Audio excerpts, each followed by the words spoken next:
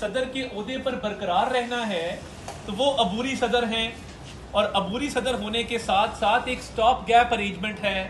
सदर मुमलिकत को ये इख्तियार किसने दे दिया कि वो इलेक्शन की तारीख का ऐलान करने जा रहे हैं अबूरी सदर होते हुए? और बतौर अबूरी सदर क्या इनका कोई नोटिफिकेशन जारी होना था कि मुद्दत मुलाजमत या ओहदे की मुद्दत ख़त्म होने के बाद वो अपने ओहदे पर बरकरार रहेंगे? आइन का आर्टिकल 44 जो है, आर्टिकल 44 के तहत क्या कोई नोटिफिकेशन जारी किया गया? इसका जवाब है नहीं। तो सदर नए सदर के इंतखाब तक सिर्फ इसलिए अपने ओहदे पर बरकरार रहता है ताकि रोज़मर्रा के गवर्नमेंट के कामों में दिक्कत ना आए, रोज़मर्रा की जो हुकूमत की फंक्शनिंग है, जो हुकूमत के जिसको कार्य सरकार कहते हैं, उसमें किसी किस्म की दिक्कत ना आए, इसलिए सदर अपने ओहदे पर बरकरार रहता है। वरना आइन के अंदर तो मौजूद है चेयरमैन सेनेट एक्टिंग सदर हो सकता है। तो एक अबूरी सदर इलेक्शन की डेट की अनाउंसमेंट कैसे करेगा?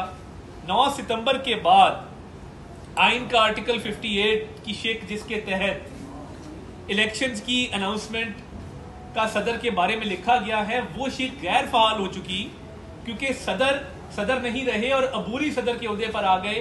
तो पॉलिसी मैटर्स में जो अहम कानून साजी है, अहम फैसला साजी है, उसमें सदर मुमलिकत का अब कोई किरदार नहीं रहा। सदर मुमलिकत जो कि अब अबूरी सदर हैं, वो तारीख अनाउंस करने के बाद मुल्क में एक बुरान पैदा कर देंगे, गैर यकीनी की सूरत हाल पैदा कर देंगे, और जो इकॉनमी बेहतरी की तरफ जा रही है उसको रोकने की कोशिश करेंगे। माजी में ऐसा ही हुआ है, IMF की डील को साबोटाज करना, IMF की डील को ताखीर का शिकार करना। सदर ने काजी फाजीसा साहब के खिलाफ रेफरेंस भेजा, गैर आईनी काम किया। सदर ने जो असेंबलियां तोड़ी, तरीके अदम एतमाद के बावजूद गैर आईनी काम किया। सदर ने इलेक्शन कमीशन के मेंबर की अपॉइंटमेंट की, गैर आईनी काम किया। अब देखिए, जब तक ये मुकम्मल तौर पे सदर थे 9 सितंबर से पहले, इनके पास मुकम्मल ओहदा था, तब तो ये चाहते तो कोई ना कोई ये काम कर सकते थे। अब अबूरी सदर के तौर पे 9 सितंबर के बाद ये कोई डेट अनाउंस नहीं कर सकते, गैर कानूनी होगा, गैर आईनी होगा। वैसे भी ये इलेक्शन कमीशन का इख्तियार है।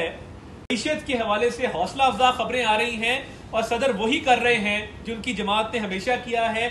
जैसे ही पाकिस्तान इस्तेहकाम की शारा पर गामजन होता है, जैसे ही पाकिस्तान की मईशत बेहतरी की तरफ जाने लगती है, ये तरीके इंसाफ और इनके सदर पाकिस्तान को गैर मुस्तहकम करने की साजिशों में मुलव्वस हो जाते हैं।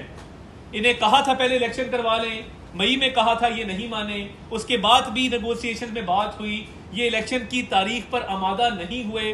फिर इन्होंने आर्टिकल 63A की गलत तशरीह सुप्रीम कोर्ट से करा के हुकूमतें ली, पंजाब की हुकूमत ली, और उसके बाद असेंबलियां तोड़ी और फिर जिद पर अड़ गए। तो ये इलेक्शन एक्ट के तहत इलेक्शन कमीशन का इख्तियार है कि वो तारीख अनाउंस करे। अब करेंगे क्या?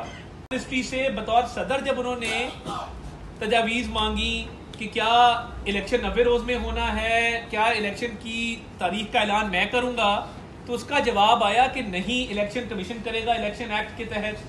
अब जब इलेक्शन एक्ट के तहत इलेक्शन कमीशन ने इलेक्शन की तारीख का ऐलान करना है, तो सदर मुमलिकत सिर्फ जो अब मईशत को थोड़ा संभाला मिला है, मईशत बेहतर होने जा रही है, डॉलर का रेट आपने देखा अल्लाह ताला के फजल से, जब ये क्रैकडाउन हुए हैं, डॉलर कितना नीचे आया। इस्लामाबाद में आप निकले, 280 की आवाज़ लग रही है, 270 की आवाज़ लग रही है मुख्तलिफ जगहों के ऊपर।